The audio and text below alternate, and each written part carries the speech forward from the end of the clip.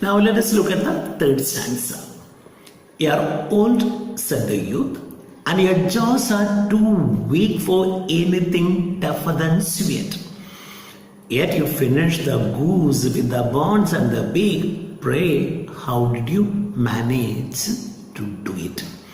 Now the son is asking his father the third question. And even the third question begins with the statement that Father William is an old man. Okay? So he tells his father, "Father William, you're old, but something surprises me." What is that? "Your jaws are too weak now, I know, because you're old." What is that jaw? Jaw is a bone on which our teeth are set. We got two jaws, upper jaw and the lower jaw. When a man becomes old, naturally his jaws become weak. So since Father William is an old man, son presumes that his jaws should be very weak. But Father William does something that astonishes the young man. That is, he eats the goose. Goose is just like chicken. He eats a goose with its beak and the bones. But the young man knows that father's teeth and jaws, or big jaws, are fit to eat just sweat. Sweat is animal fat. Okay? Actually, it is sweat pudding. Sweat pudding is usually given to people who are ill because that can be easily digested. But this old man, who should eat just the sweat pudding, has got the courage, has got the strength to eat the goose with its beak and bones. The young boy gets surprised and he asks his father this question. "Please tell me, how do you manage to do it?" Now the father's reply, "In my youth," said his father, "I took to the law and argued each case with my wife, and the muscular strength which it gave to my jaw has lasted the rest of my life." Now he tells him, when he was young, like the young boy now, when I was your age, I took up law. Took up law means I practiced law. Okay? A lawyer has to argue his cases in the court. He doesn't argue at home, right? Nobody does it. But Father William tells him that he used to argue each and every case at home with his wife as a rehearsal. Okay? So that was a very good practice for Father William. And he tells the young son, "I used to argue each case with my wife at home, and that continuous argument, that continuous talking in which I indulged at home gave my jaws enormous strength, muscular strength, enormous, lot of strength. So because of the strength which I developed in those days by talking to my wife, today my jaws continue to be very strong, and as a result I can eat not just sweet pudding, I can eat the goose with its bones and the beak. That's the secret of my energy." So the old man tells him, "I argued each case with my wife, and the muscular strength, enormous strength, the great strength, which it is here talking with my wife, okay, arguing with my wife, gave it to my jaw, has lasted, has continued. That strength which I got in those days has continued even, that continues even today. So my jaws, don't laugh at me by saying that my jaws are weak, my teeth are weak. My jaws continue to be strong because of my argument with my wife at home. Okay? Now the next question asked by the young man. You're old, said the youth. One would hardly suppose that your eye was as steady as ever.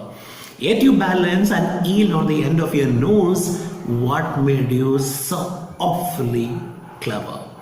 Even the fourth question begins with the statement that Father William is an old man. So the son has got another person to ask him. He tells him, you are old, no doubt. At your age, anybody would think that your eyes are weak. As a man grows older, his eyes become weaker and weaker, no doubt about it. It happens to everybody. So anybody would think that your eyes are not strong.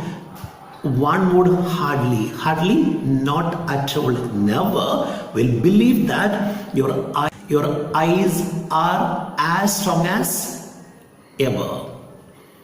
Nobody would think so.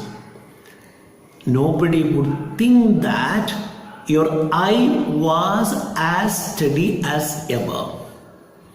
Since you are old, your eyes have to be weak. You can't have a sharp vision. Nobody will believe if you tell them that you've got a strong vision, your eyes are strong. No, but still the other day, I saw you balancing an eel on the end of your nose. I saw you keeping an eel on the end of your nose. What is an eel? Eel is a fish that looks like a snake. Okay? There's a slippery fish that looks like a snake. And what does this old man do? This old man keeps that eel on the end of his nose and tries to balance it. Is it easy? Oh, awfully difficult. But the old man does it very well, without any mistake. Okay? He's very good at doing it. So that's why the young man feels shocked. Right? He feels surprised. What made you so awfully clever? Now he's asking him, how can you have so much of cleverness, so much of concentration? How can your eyes be very, very strong? Awfully clever. Awfully means greatly, immensely clever. At your age, how can you have so much of concentration? Will you tell me? Now, father tells him, look, I have answered 3 questions which you have asked me, and that's enough. Now, father refuses to answer the 4th question, not because he doesn't know the answer, but because he thinks that enough is enough. He thinks that he cannot go on answering all the questions asked by his son. Okay, next slide. I have answered 3 questions, that's enough. Said his father, don't give yourself airs. What does it mean? Don't give yourself airs means don't act over smart. Don't think that you are superior to everybody. Don't think that you are better than me. Oh no. When you ask me questions like this, I get a feeling that you are acting, you are trying to be over smart. Should never do it. So stop asking me any more questions. Enough of your questions. Don't give yourself airs. Don't act great by asking me questions one after another. Do you think I can sit here all day and listen to such stuff? Stuff here, subject. It means the questions asked by the son. So he's asking him, do you think that I don't have any other work now? Do you think that I can sit here idly and keep on answering and go on answering your questions, all the stupid questions that you are asking me? Impossible. Do you think I can listen all day to such stuff, such nonsensical questions that you are asking me? Be off, get lost. Stop your questions, get lost. Otherwise, what will I do? I'll punish you, I'll kick you downstairs. So father snubs him. Okay? Father shouts at him by telling him that enough of his questions, get lost. If you don't do this, I'll kick you downstairs. Okay? Father refuses to answer the fourth question because he realizes that the son is trying to be over smart by asking his father many questions, and father is not in a mood to encourage this stupidity on the part of the son. So he refuses to answer the questions, and there ends the poem. Now you know that the poem is structured as a dialogue between the father and the son. It humorously describes the generation gap that exists between the old man and his son.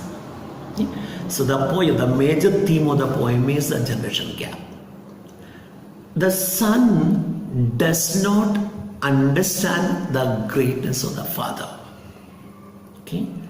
And father does not endorse what the son thinks. There's a wide gap between the old man's generation and the young man's generation. There's a gap, right? The son, who seems to be very pompous, very haughty, very arrogant, very proud of himself, tries to irritate his father by telling him every time that he's old. Look at his questions. He has 4 questions, and every question begins with the statement that, Father William, you're old. So the son is deliberately trying to insult his father by telling him that he's old. But father doesn't get angry. He doesn't lose his cool. And what does he do? He makes the son understand or realize that age is just a number. Okay? Age does not matter at all. How does he show that? He shows this. He doesn't tell him so, but he shows it by doing many incredible things even at his age. The things which cannot be done by his son who is very young. Right?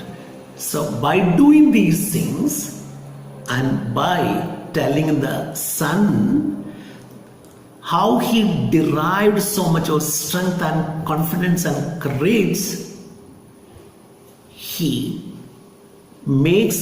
tries to make his son understand that he is better, much better than his son. Now, father is very strong today. He can do whatever he feels like doing because he had a very good foundation in the past when he was young. He came up the hard way. He had to do his exercise. He had to save his money for the sake of his children. But look at the son. In contrast, the son seems to be very careless. The son seems to be quite indifferent. And the son is not in a position to understand the sacrifice made by his father when he was young. That's the reason why he tries to tease him by telling him every time that, Father, you're old. Father, you're old. See, look at the father now. Nothing came easily to him. He had to work hard for each and everything. So he tries to tell his son that he did not waste money on maintaining his physique. How do you maintain his physique? By doing regular exercises and using homemade remedies or cheap ointment or cheap oil. He never went to a gym to maintain his body, never, as youngsters do nowadays. So he saved so much of money, he worked hard, saved so much of money for the sake of his children, which cannot be understood easily by his son.